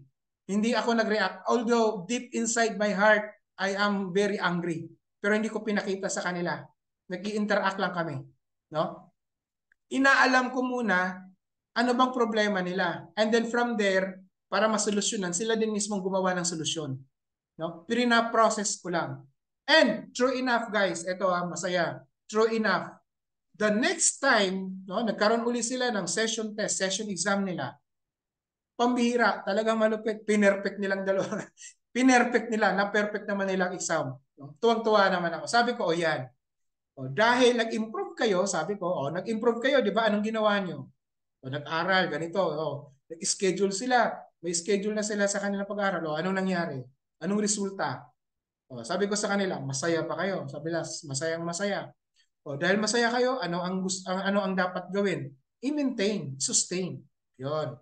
So with that, because hindi ako nag-react in my anger, hindi ako nag-react na galit ako, nagkaroon ng improvement. Diba?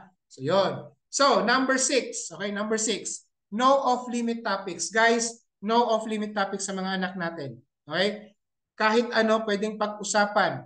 Kahit na mga sensitive issues, for example, issue about sex, issue about gender, sexuality, gender preferences, mga ganyan mga bagay ngayon, very sensitive na yan. About, tawag nito, mga unprohibited na mga substances, alcohol, drugs, etc., sigarilyo.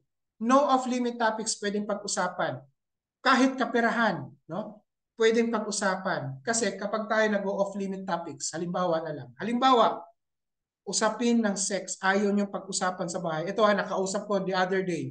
Mga parents dun sa dito sa Metro Manila, dito sa Manila, sa City of Manila.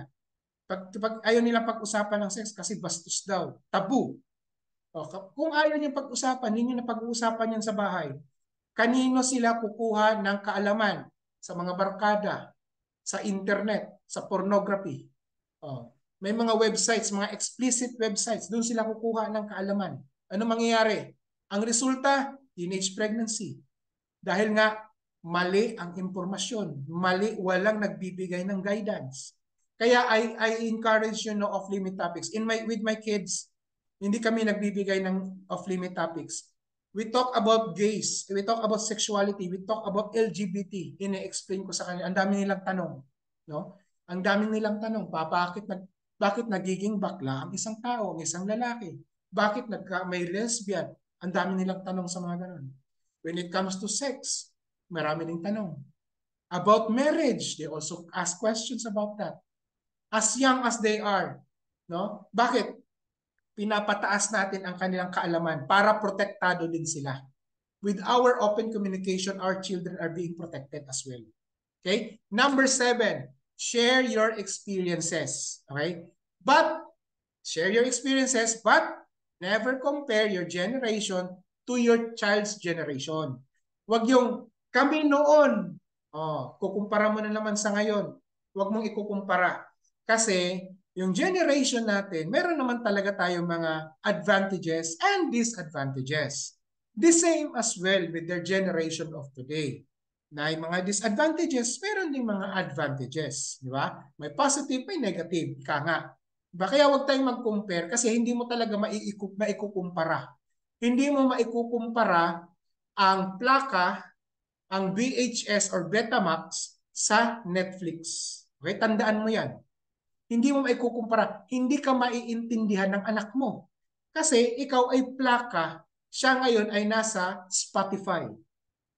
Hindi ka talaga maiintindihan ng anak mo. Kaya huwag mong ikukumpara kasi hindi ka niya gets. Okay? So, iwasan na natin yan. Okay? Number 8 and last one is that ask your child how you can pray for him or for her.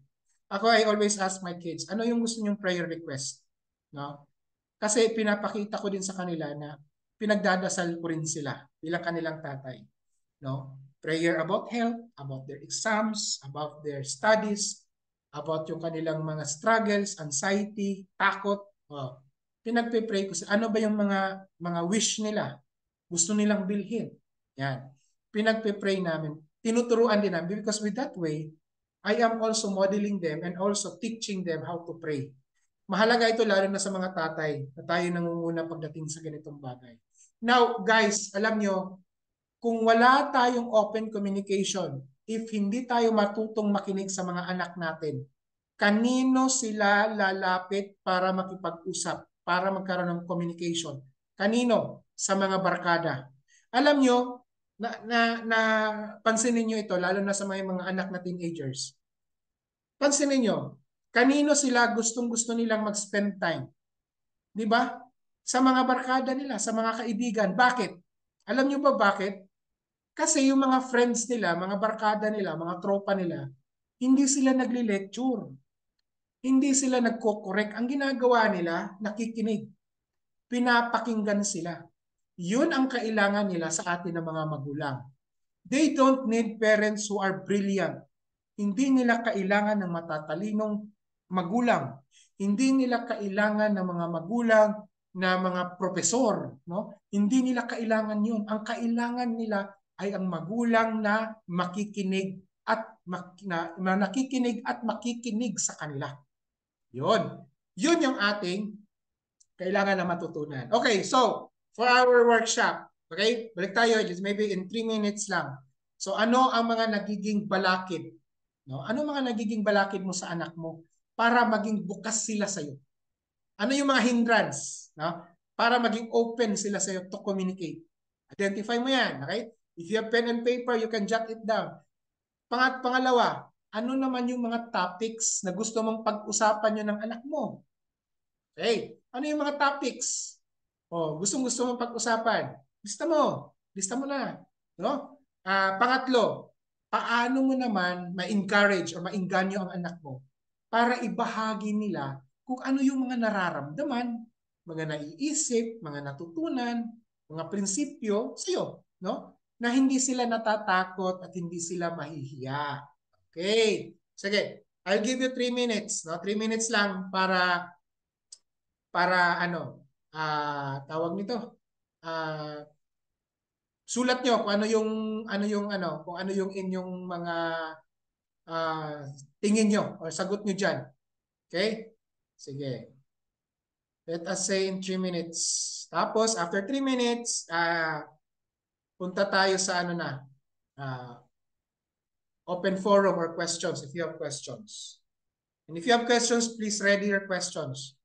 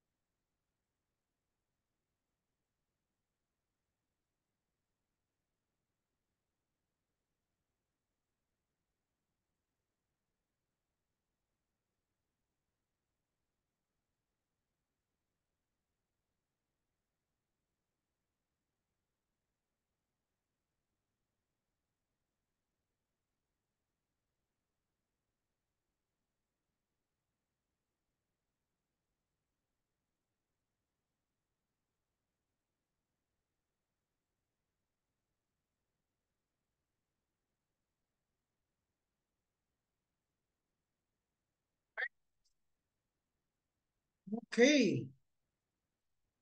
Oops. Okay. So baka may mga gustong magtanong, you can chat your questions in the chat box. Okay?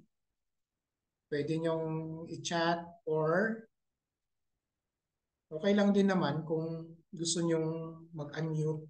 Konti lang naman tayo. So, I think it's manageable naman. Okay. Ayan, pakita ko kayo lahat. May tanong? Pwede nyong i-type ha. Pwede nyong i-type sa chat box kung gusto ninyo.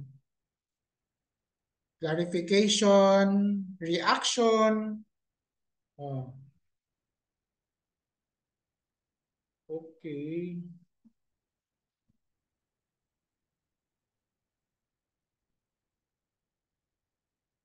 Sige. You still have 15 minutes pa naman to 9. So, medyo may mahaba-haba pang ano. Ay, salamat po ma'am, no? Yes, you can invite your friends, no, sa ano. Pwede niyong i-share yung link, no? The same link lang din naman tayo for tomorrow. Yon, pwede niyong ano. I will also be posting this sa Facebook and also dun sa YouTube. No? Sa YouTube, andun din. So may tanong po si Ma'am Bea, no? Paano po pag toddler ang anak po, paano po makuha attention nila pag may sinasabi ang parents po? Minsan po kasi hindi nakikinig. So, ito ha, toddlers. Una, kailangan nating maintindihan na yung mga toddlers talaga, ang attention span ng toddlers, nako, segundo lang ho, 3 seconds, 5 seconds lang ho talaga ang attention span. May bunso, ang bunso ko po, nako, maswerte ka na nakuha mo yung attention niyan in 10 seconds. Nako, grabe yan, nung toddler pa yan. Grabe. No? Ang mahalaga sa mga toddlers, you have to understand that ang pinakamahalaga sa kanila at their stage is that they love to play. Number one, playing. Number two, they love to move around. No? Akyat, baba, uh, ano ba yan, yung crawling, lahat. No? Kasi fine motor skills talaga yan eh. So, natural lang talaga yung sa mga toddlers na hindi nakikinig kasi nga, yung attention nila, nakukuha yung attention nila dun sa mga bagay o mga pangyayari na nakaka-attract sa kanila. Okay? Now, wala naman talagang hard and fast rule, no, of how to get the attention of your toddlers. But you just have to understand the nature of toddlers na yung attention span ay talagang napakaikli. And then, kailangan mo maging creative para makuha mo yung attention nila. Halimbawa, toys. No? Toys. Number two. Ito pala, na isa pa. Pwedeng makuha yung attention nila. Ginagawa ko rin ito dati ha. At saka ng wife ko. Physical affection. Hugging. Oh, 'di ba? Napapakarga kasi 'yan eh, 'di ba? Lagi mong hug. Ako kasi yung anak kong bunso, hindi masyadong malapit sa akin yan nung maliit pa. Kasi masyadong ano yan sa nanay, talagang madikit yan sa nanay. But you know, hugging, no, kissing, yun ang ano ko sa kanya, affection. Pinaparamdam ko sa kanya that ako yung kanyang tatay. No, until such time na na-develop na yung attention niya sa akin, no? It will really take time, hindi po siya automatic. No, ganun din sa aking panganay, no? Yung maliit pa yan, talagang dikit yan sa kadalasan kasi dikit sa nanay eh. Kasi ako laging malayo.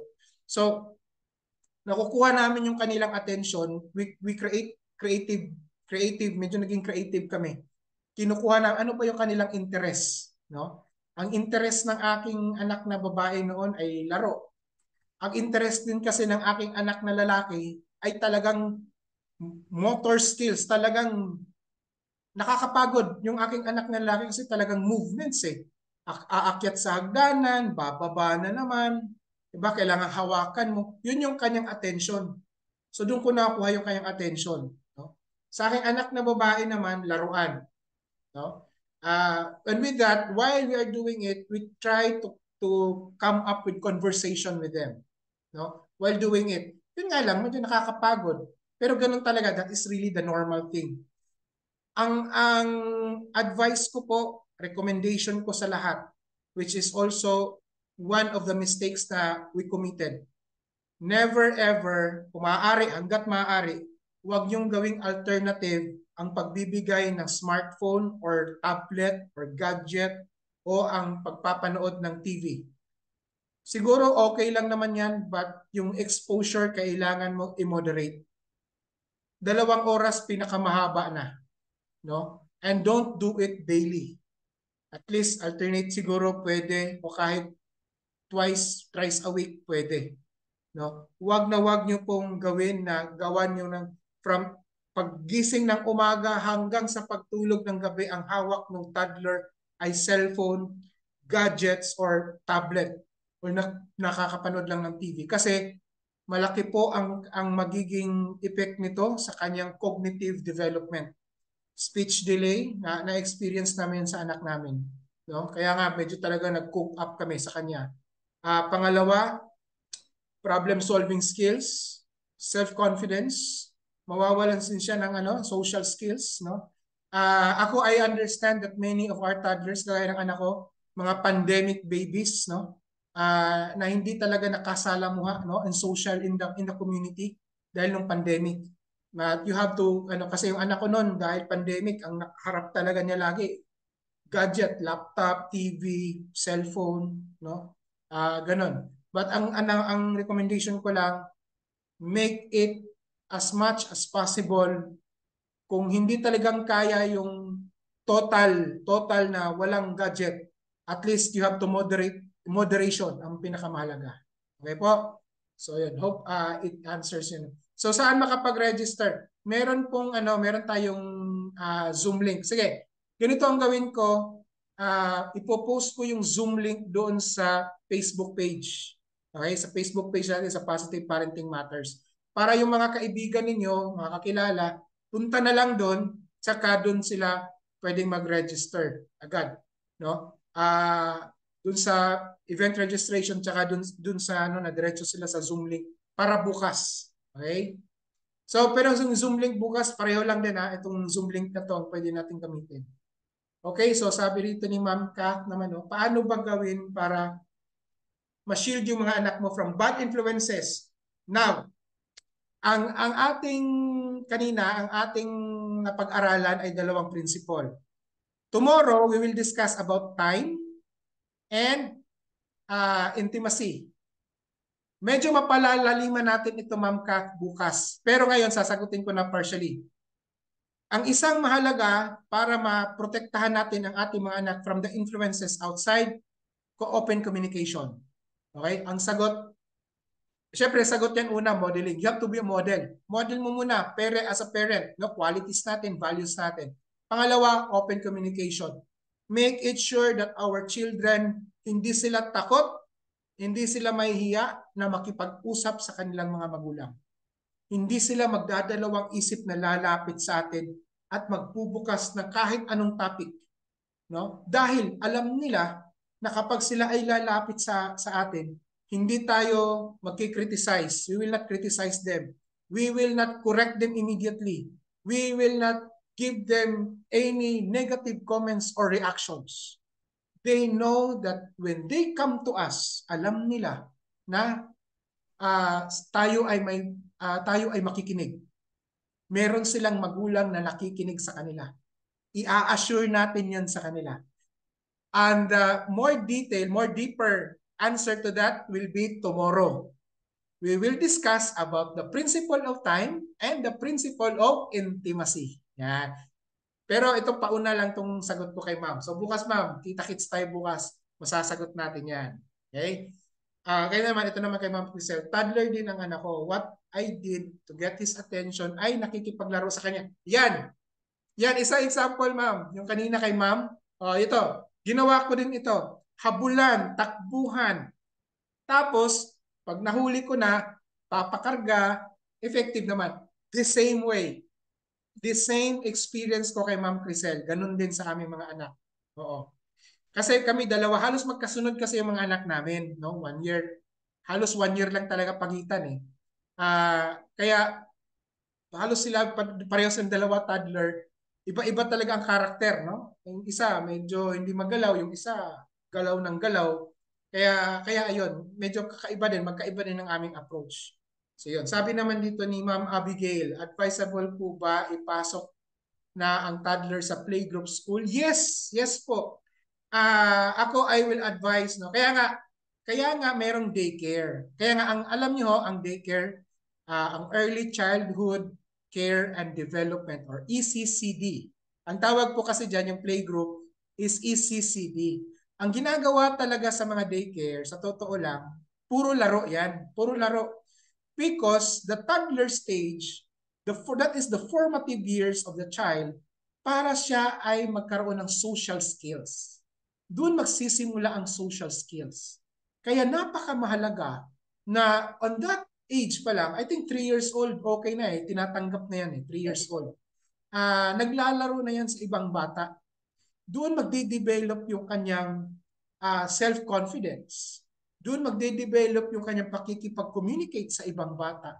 Iba't ibang ugali ng bata, no? May mga palaaway, may tahimik, may medyo patawa. Matututo siya kung paano siya mag-a-adjust. Yan. Kaya ako, I recommend, no, kung mga playgroup sa school, pwede nyo na hong ipasok yan. Oo. Pwede na ho. Sa Germany, when I was in Germany last year, natuwa ako dun sa mga bata. Meron kasing anak yung napuntahan naming bahay na mga Pilipino din, Pilipino sila. Yung anak nila nasa mga toddlers din. Tapos yun, ano lang, pinapapasok nila sa playgroup, play school. Parang gano'n, play school din. Oh. At ibang-iba talaga kapag na-expose yung bata sa ganun.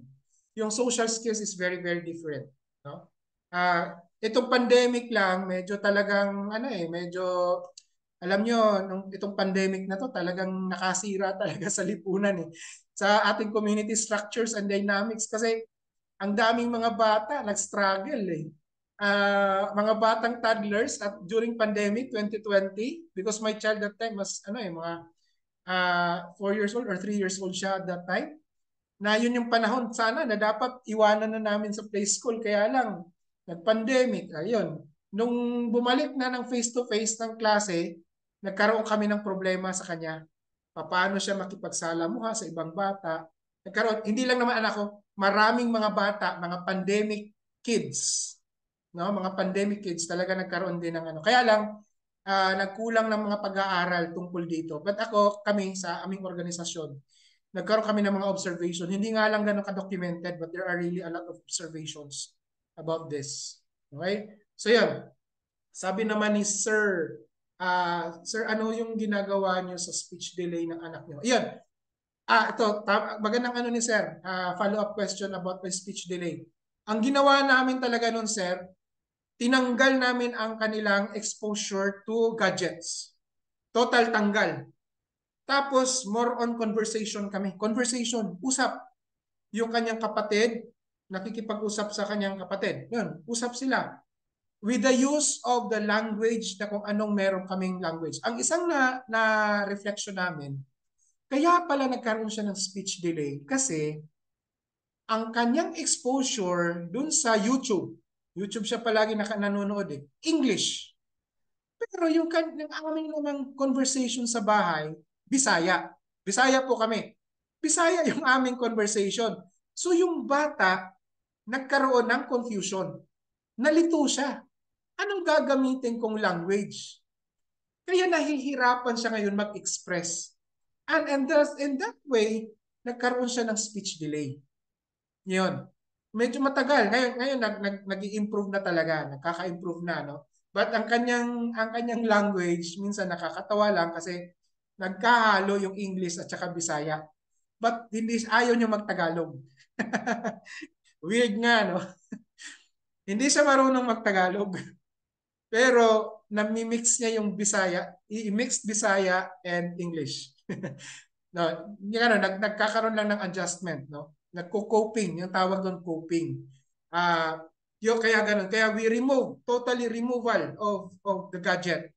Bumalik lang yung kanyang exposure to gadget nung nag-expose lang during online class nung preschool siya. Online class, kaya yun lang. Zoom naman ang gamit sa online class eh. Wala namang mga apps, ibang apps doon eh. Tapos, puro laro, laro para nagkaroon ng conversation. Laro lagi, para parating laro kami sa bahay. Ako, kinakausap ko siya palagi. Nanay niya, ganun din. More on discussion, more on talking kami. Hanggang nag-improve. Nag-improve siya gradually. Ayun. So ngayon, medyo ano na, ah, madaldal. Naging madaldal na ngayon, no? Ang dami na yung ano. So, and then nung ano na po, ito po pala, nung medyo okay na, pwede na yung socialization, pwede na yung mga face-to-face, I allow my children to go out, no? Hindi gadget. May gadget ngayon pero moderated. Meron kaming rules na ginagawa sa gadgets. Uh, ano lang, talagang very moderated. Mas more on sila sa paglalaro sa labas. Makikipag-usap sa ibang bata, socialize with other children, play in the street. Play in the street. Lagi nun, pag alala, sige, labas kayo. Takbo kayo sa labas. O wag lang magpasagasa. Pag may mga sasakyan, syempre, tabi kayo. Pero dun sa labas, laro kayo. Dun sa mga kapitbahay, nagpunta kayo dun. So I encourage them to do that, no? Sabi ko nga, maglaro kayo ng mga larong kalye, no? Para matuto, para pagpawisan, no? Tsaka magkaroon ng matuto ng conversation, no? So yun, nag-improve naman siya. Laki na po ng improvement sa ngayon. So yun. So yun, ito pa, yung anak ko ayaw ko na palabasin kasi mga kalaro niya nagmumura. Wala naman nagmumura sa amin, hindi ko tuloy alam. So yun, ma'am, ito din po yung experience namin. Kasi yung mga anak namin, yung mga kalaro din nila, talagang nagmumura din, no? Yung mga matatabang mura, talagang kahit kami natatakot sa pagmumura ng mga batang to. But what is good with my kids is this. Alam nila na hindi kagandahan sa pagkatao yung pagiging palamura. Kapag alam nilang nagmumura ang kaibigan nila, either, ito lang, na-observe ko lang ito ginawa ng mga anak namin, sinasaway nila yung kanilang kaibigan o kaya naman lumalayo sila. Oo. And what I discovered is this. Kasi sa bahay, hindi kami nagmumura. Pangalawa, palagi namin inuulit-ulit sa kanila na ang pagmumura ay hindi kagandahang asal. Ito'y nagpapakita ng kawalang respeto sa isang tao. Kaya huwag kang magmura. Maaari kang magalit pero huwag mong murahin ang tao. Dahil yan ang pinakawalang respeto na maaari mong ipakita sa isang tao. Pwede kang magalit sa kanya pero huwag mong tanggalin yung respeto sa kanya. Kaya huwag mong murahin. Palagi namin inuulit-ulit lang yan. Kaya natutunan nila at yun, hindi naman sila nagmumura kahit nagmumura yung kanilang mga kaibigan. Very conscious, mataas yung kanilang consciousness. Siguro nakita namin yung influence namin talagang tatak na tatak sa kanila. Yun naman, masayang-masaya kami doon. Ayan. Yes po, no? Mapopost po itong recording na to. Ipopost po natin sa YouTube at saka sa Facebook din, no? Para pwede niyo rin po itong i-download, no? Maaari niyong i-download. And also, dahil may mga emails naman kayo na na-share, pwede ko rin po itong i-upload doon sa Google link at pwede niyong puntahan, pwede niyong i-save. Yan. Pwede niyong balikan, no? Libre naman to, para naman ito sa lahat. So yun, very informative. Salamat po. Maraming salamat. So yun, wala na hong tanong, wala na hong ano. So dito po sa YouTube pala, no, may nag-raise din sa atin ng question. Galing kay Sir J, Ma'am Jeyo. Eldest daw niya is 15 years old na boy. Second is 11 years old. Youngest niya is 7. Ano po ang pwedeng gawin para malaman kung ano ang love language ng anak natin? Okay, sige, ito, huling hirit na tanong. Love language, guys, if you want to know love language. Meron akong content about this, love language. Nasa YouTube, pwede yung hanapin, nasa YouTube channel natin. Now, ang love language, merong 5. Okay, there are 5 love languages. Okay, lakihan ko lang itong screen para talaga ma-emphasize natin. Okay? There are 5 love languages. So, unang love language is the love language of words. Ito yung mga words of encouragement. Bawa, magaling ka, alam kong kaya mo yan. Tapos words of yung expression. For example, I love you. Yan. Yun. Pagsabihan mo ng I love you yung asawa mo, yung anak mo, Yun. Pag they feel love, yun. Ibig sabihin, love language niya ay words. No? Kaya be careful tayo. Kapag love language ng anak mo, love language ng may bahay mo ay words, huwag mong murahin. Kasi kapag minumura mo, tapos love language niya ay words, guys, sinasaksak mo ang puso ng kapamilya mo, ng anak mo, ng asawa mo. Okay? Pangalawang love language is the love language of acts of service. Yan. Acts of service, ibig sabihin, yung merong mga gawaing bahay, for example, ginagawa mo. O natutuwa si Mrs. kapag ginagawa ni Mr. Halimbawa, my wife, ang kanyang love language is acts of service. So kapag nakita ng asawa ko na ako ay tinutulungan ko siyang maglaba, tinutulungan ko siyang magsampay, yan. She felt love because that's her love language. Okay? Pangatlo, love language of gifts. Yan, tokens. Pag nakaka-receive o nagbibigay siya, nag-express siya ng love, nakaka-receive siya ng gifts, love. Okay, pang-apat naman is the time. No? Yung undivided and full attention. Gusto niya yung nandiyan ka, kausap ka niya. Yan. Pang-lima is physical touch. By hugging, kissing, and kung sa mga mag-asawa, sex. That is a love language. Okay? Now, paano ba malaman? Unang-una, obserbahan mo. Observe. Paano ba yung love language na kung pag ginawa mo, magiging masaya siya? Pag ginawa mo to sa anak mo, magiging masaya siya, super masaya, satisfied, full yung heart niya, sobrang saya. O yun yung love language niya, no? Meron kasi tayong primary and secondary. Alamin mo muna yung primary, no? Isang ano diyan, isa pang way of knowing it is to ask, ano ba yung ano bang gusto mong ginagawa para yung ma-feel mo talaga na mahal kita o mahal ka ng isang tao. Halimbawa, yung panganay ko, pagsasabihan mo yan ng I love you, wala lang. Wala lang yan, no? Ano lang yan, ignore. Okay lang. Okay lang. But, yung kanyang love language is time. Yung panganay ko, time. Kapag nakauwi ako, Dad, laro tayo. Kahit anong laro, cards, meron kami millionaires game, chess, Scrabble, yon. Gusto niya ganun. So kaya ako, kahit na may kailangan akong gawin, okay, sige, ano lang muna dyan, laro kami. 1 hour, 2 hours na laro para masatisfy talaga siya. So, tuwang-tuwa siya pag ganun, feel love talaga siya. No? So ganun yung pag-alama when it comes to love language. Okay. So guys, hanggang dito lang tayo. Thank you so much for attending our first session and see you tomorrow. Sana ay babalik kayo tomorrow para mas dudugtong tayo sa next 2 principles. Okay? Exciting principles tomorrow. Exciting ang principle dahil dudugtong sa open communication. Time and intimacy. So, guys, thank you so much and God bless you and good night everyone and see you tomorrow. Invite friends if you want.